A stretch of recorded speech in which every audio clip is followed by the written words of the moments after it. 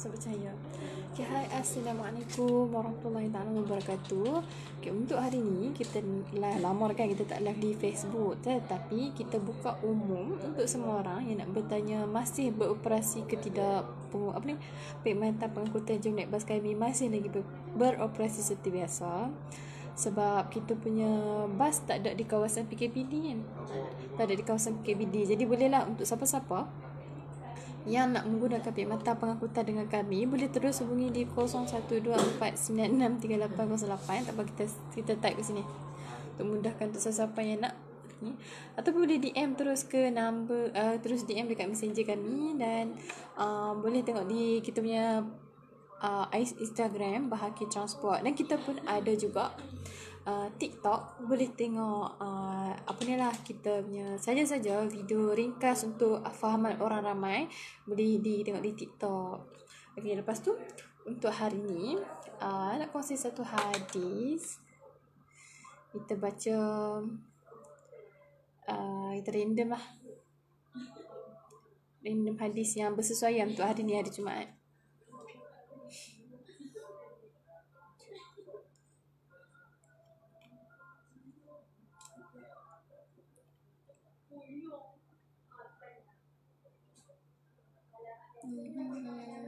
Nak cerita pasal rezeki ni. Tak apa, kita kongsi sikit lah hadis, sikit satu ataupun dua.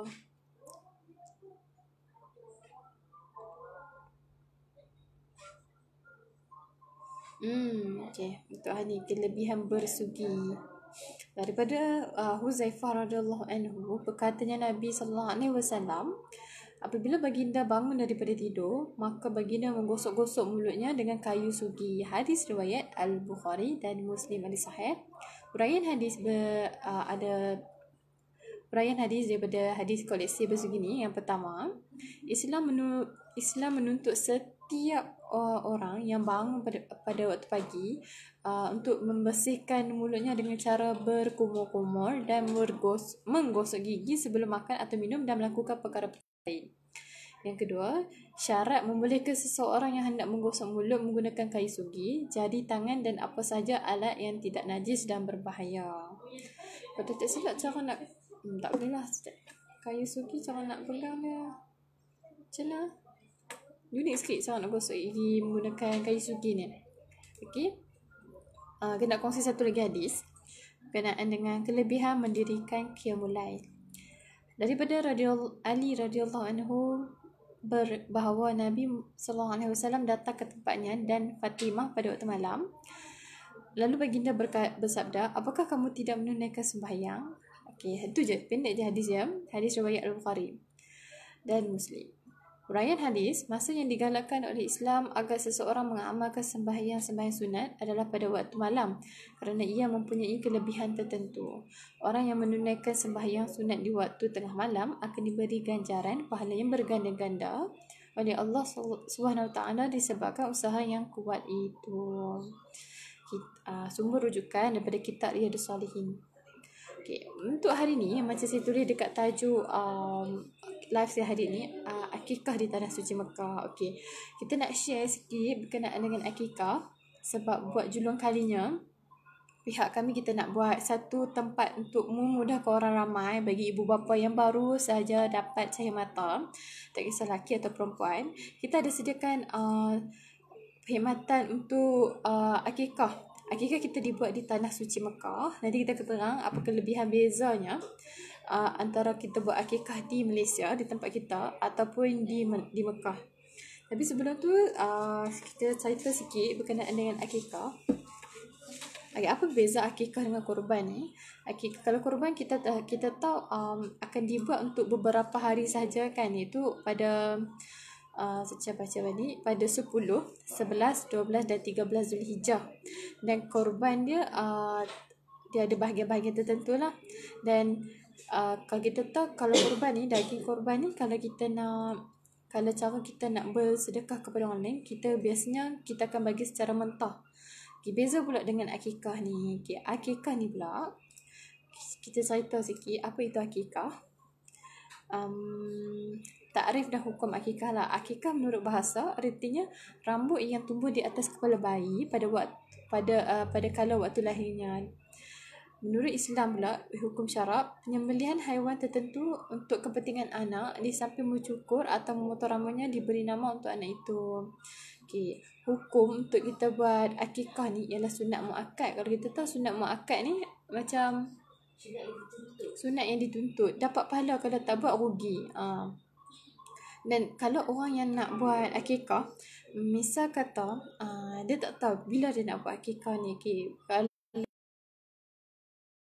hari yang afdal untuk buat akikah ni pada 7 hari selepas kelahiran bayi ataupun 14 hari. Itu hari-hari afdal lah. Tapi kalau tak boleh juga, tak mampu juga, boleh buat sampai dia dewasa ataupun kita sendiri yang buat tapi tak dipanggil sebagai akikah lah, dia kena jadi korban. Okay, akikah kita berbeza lah. Akikah untuk bezanya antara lelaki dengan perempuan ni, kalau lelaki kalau ikutkan kena 2 ekor kambing, dan untuk perempuan pula 1 ekor kambing. Tapi menurut hadis Nabi sendiri pun buat dekat cucunya hanya 1 ekor kambing saja untuk cucu lelaki dia. Tak ada masalah lah, tak membebankan. Jadi kita ikut sunat muakkad yang dituntut ni. Lepas tu ketetapan. Okey, cara binatang yang disesuai untuk kita buat akikah ni. Okay, misalnya kata kalau kita guna lembu yang dibeli tu kita gunakan untuk ibadat akikah. Syarat dia ialah mesti berumur lebih 2 tahun, tidak sakit, tidak cacat, tidak kurus, tidak buta, tidak bunting. Manakala kambing pula cukup untuk umurnya mengikut ketentuan syarak. Okey, biasanya akikah ni dia berbeza dengan kurban yang saya sebut tadi. Kurban kalau kita tahu tadi, saya ulang balik sikit, daging dia tu diedarkan dalam keadaan yang masih mentah. Tetapi kalau kita buat akikah, biasanya orang masak supaya orang dapat rasa manisnya daging tu, dan kita dapat satu, kita dapat pahala, kita buat pahala kita korban kambing. Yang kedua, kita buat jamuan pula, tu dah dapat berganda-ganda pahala dia tu. Nak pula kita bagi pula kepada orang yang miskin. Nah, sebab kalau kita daging, kita tak pasti sama ada orang tu boleh masak atau tak. Kalau kita dah masak siap, kita bagi pula orang makan, itu dah jadi berganda-ganda pahala dah. Kan ada satu hadis kata 2 perkara yang akan disediakan syurga baginya ialah bagi salam kepada orang dan memberi makan. Salah satu dah kita nak guna cara untuk kita dapat juga syurga Allah ni. Yang saya sebut ni lah akikah, yang kita tahu akan adanya jamuan makan, jamuan kesyukuran, jamuan akikah.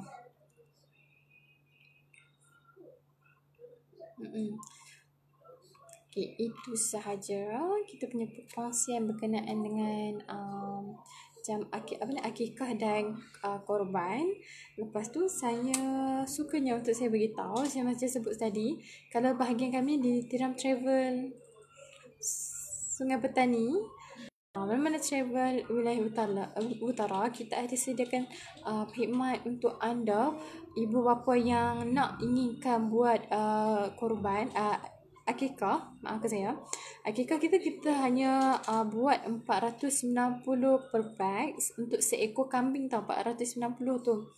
Dan akan dibuat ni di Mekah. Apa yang menariknya kalau kita buat anda buat akikah dengan kami ni, first kali akan dapat CJ penyertaan, dan anda sendiri boleh tengok macam mana proses akikah tu dibuat di Mekah. Akan dibuat secara live dan akan disebut nama orang yang nak buat akikah tu. Kan? Lepas tu ada apa add-on lah? Okay, sorry. Okay, ada beberapa add-on dekat sini.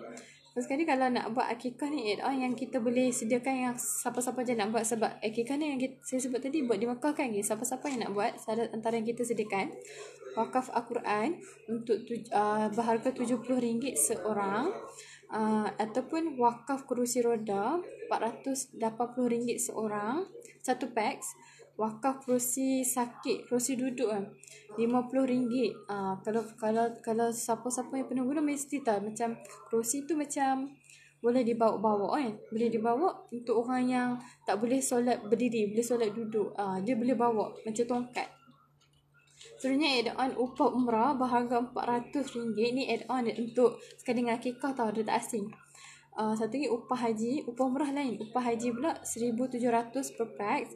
Dan yang last kali ni yang biasa orang akan minta, akan request ialah kenduri tahlil, kenduri kesyukuran 100. Tapi yang ni kita akan kumpul 10 orang kan, berdaftar, baru kita akan buat kenduri kesyukuran tu di sana. Berbaloi juga. Sebab kalau kita buat akikah di Malaysia, ya bagus juga. Bukanlah nak kata tak bagus. Cuma beza dia kita sendiri boleh tahu berganda di mana, berganda di Malaysia ataupun di Mekah. Sebab kalau buat di Mekah, kita dah dapat tahu kepada siapa yang kita akan beri makan tu. Kita rasa lega.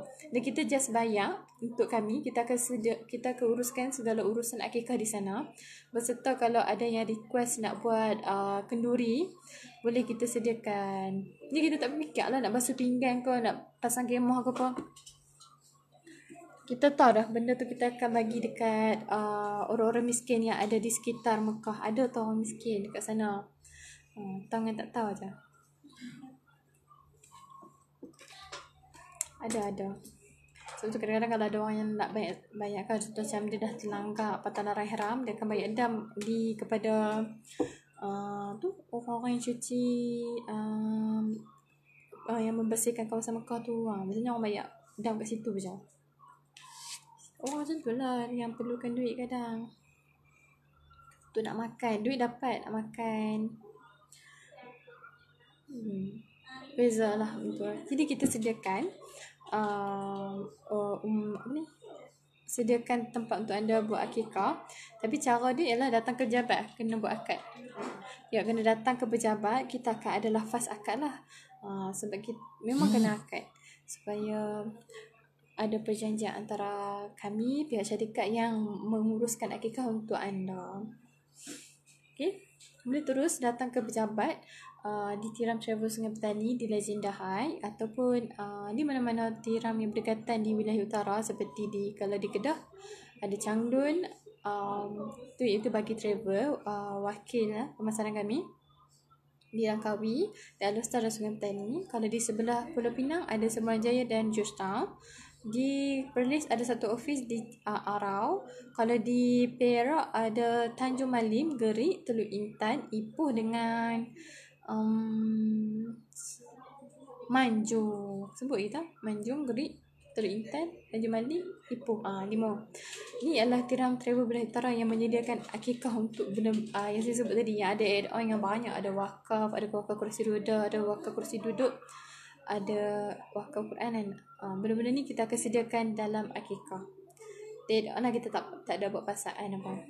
Cuma yang untuk kenduri, untuk kita nak sekalikan dengan korban, hanya tambah 100. Tapi itu pun kita tunggu 10 pelanggan yang nak join sekali, 10 packs.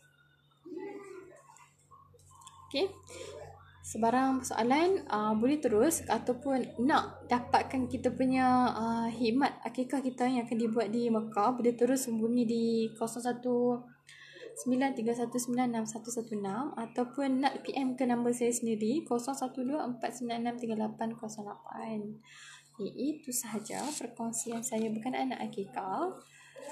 Tapi last saya nak kongsi lagi satu hadis. Tanpa kita ada borak kosong sangat.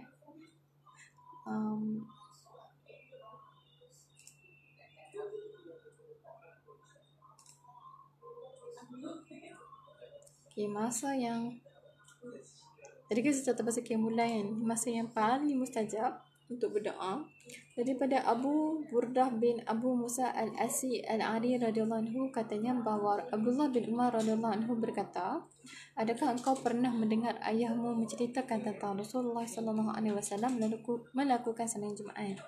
Lalu Abu Burdah menjawab, ya, aku pernah mendengar. Ia berkata, aku mendengar Rasulullah sallallahu alaihi wasallam sabda, masa yang paling mustajab itu ialah ketika bermulanya duduk imam di atas mimbar sehinggalah selesai sembahyang Jumaat. Waktu itu mustajab amat bertuah untuk bagi orang lelaki yang solat Jumaat pada hari ini. Kalau saya dapat tahu hanya 50 orang sahaja yang boleh masuk masjid.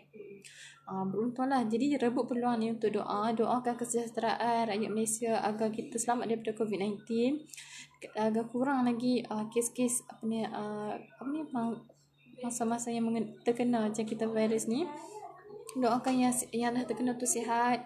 Doakan bagi yang orang yang tak ada, dah hilang pekerjaan, dapat pekerjaan, dilimpahkan rezeki. Doakan yang baik-baik. Jadi kalau perempuan pun boleh juga doa di antara dua kutubah tadi. Kita tengok lah mana-mana kutubah yang ada lah. Hadis riwayat Muslim. Tak cakap pula. Huraian hadis ni, masa yang paling afdal berdoa dan mustajab pada hari Jumaat ialah ketika imam duduk di atas mimbar sehinggalah selesai sembahyang Jumaat. Dan satu lagi, di antara syarat-syarat yang berdoa dimakbulkan oleh Allah ialah hati yang ikhlas, khusyuk dan tawakal kepada Allah. Okay? Tak apa, kita dah doa, kita dah usaha, tawakal je sekarang ni. Kita doa yang baik-baik untuk kesejahteraan rakyat Malaysia. Jadi jangan putus asa, teruskan lawan, jaga SOP, sentiasa pakai mask dan tempat yang sesak dengan orang ramai, sentiasa pakai hand sanitizer, dan kalau tak pakai hand sanitizer, keraklah basuh tangan. Kita jaga kita belum menang. Itu sahaja. Wabillahi taufiq wal hidayah. Wassalamualaikum warahmatullahi taala wabarakatuh.